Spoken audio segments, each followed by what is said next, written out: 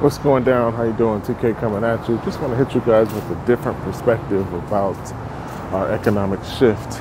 I got off a podcast that presented information in a unique perspective. So I'm gonna try to represent the same information in hopes that some of my audience gets the big picture. And the main thing that was presented is that the current system, the current monetary system in place is extremely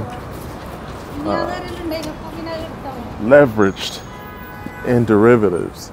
So when you talk about the economic crash or you talk about the dollar crash, what people are referring to is the financial cliff that currently exists within the banking fractional reserve system. There's a lot of greed and theft and scam that goes on within fractional reserve banking. The entire system is designed to take money out of the pocket of people they feel like don't deserve and put in the pocket of the 1%. So the market is leveraged heavy in other paper formats. That's what we call derivatives. And at any given moment, the over leveraged derivatives could pop, meaning they're unsustainable. And a lot of banks are already insolvent where their sheets, their balance sheets, their ledgers are in the red. So they're kind of borrowing from Peter to pay Paul, and some of them are just fudging their ledger sheet to make it look like they're balanced when they're really unbalanced. So you gamble with the people's money you lose, and then you just fix the ledger sheet so that it looks like, you know, the numbers are okay when they're really not okay. In other words, the emperor has on no clothes, and people aren't smart enough to realize that that's the case. So I said all that to say, because of the insolvent nature of the fractional reserve banking system, and because for centuries the people who the third-party risk that involves the management behind those systems are flawed, and you can't trust them. So the alternative to our financial system crashing, 2008 on steroids, gives you an alternative to, okay, the banking system collapsed, what do we do now? So if Cyprus happens worldwide, what next? Is kind of the scenario that we're in right now. And the answer to that question is now, with the advent of blockchain technology, you have a system that doesn't involve third-party counter risks. There's no reason to trust when it comes to the blockchain, because the only thing that you trust is the mathematics. And the beautiful expression in mathematics is, if the numbers don't equal, then the entry doesn't get added to the ledger. So it's an automatic process based on sound money, and it's also based on true mathematics. So it's a smarter system because you're minimizing risks. There's no way to lie, cheat, steal, manipulate. There's no way to fudge the numbers. And that gives you an alternative to what we currently have in place. That gives you a sound alternative to our current system. So I want people who don't understand blockchain to realize that in the event that our current monetary system collapses, blockchain gives you a smart alternative that doesn't involve the same type of problems that created 2008 to begin with. Lack of education, lack of information is the main thing that prevents understanding where we are, what situation we're truly in, and where we stand.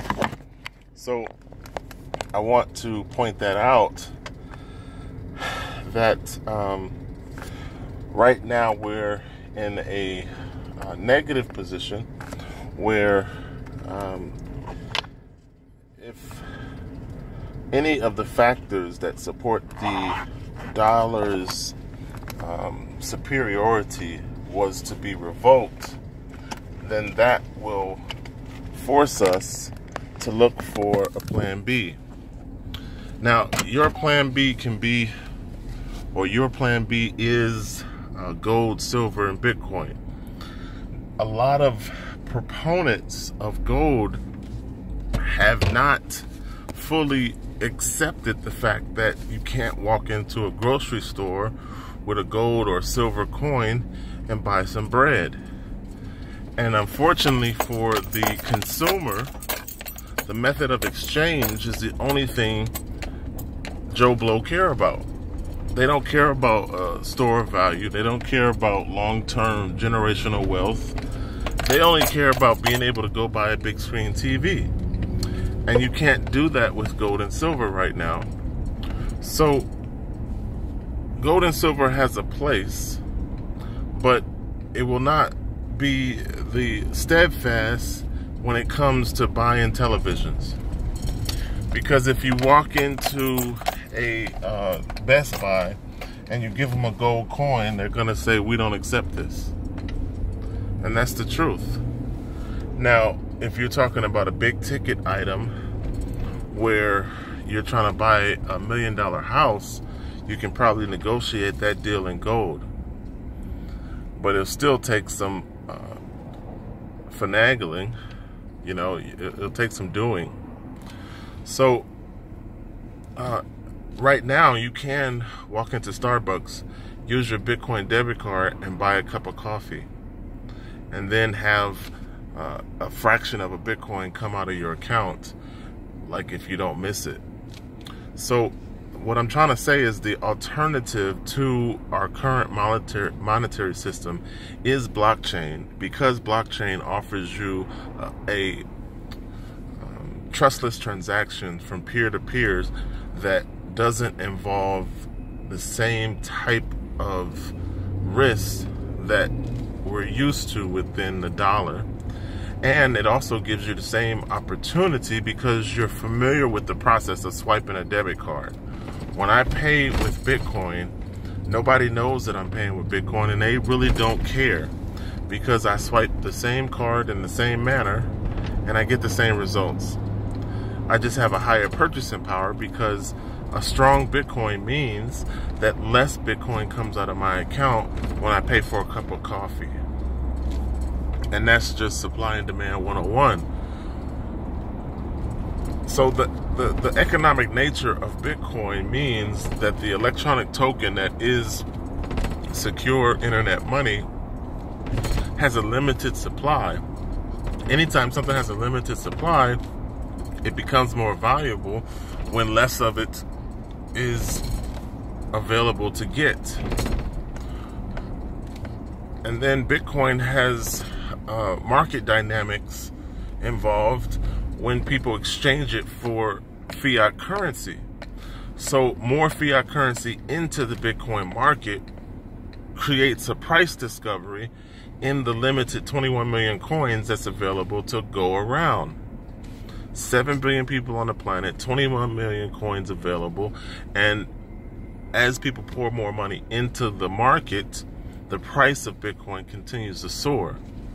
So these are market fundamentals that's involved with an alternative means of exchange, but it encompasses the same process that we're used to right now when it talks, or when we go into a store and swipe our cards. So it's an easy transition to a smarter, more valuable economic exchange. So I want you guys to open your mind to that concept, realize what is in front of you, and then make the decision to get involved before a price discovery happens and it shoots to the moon.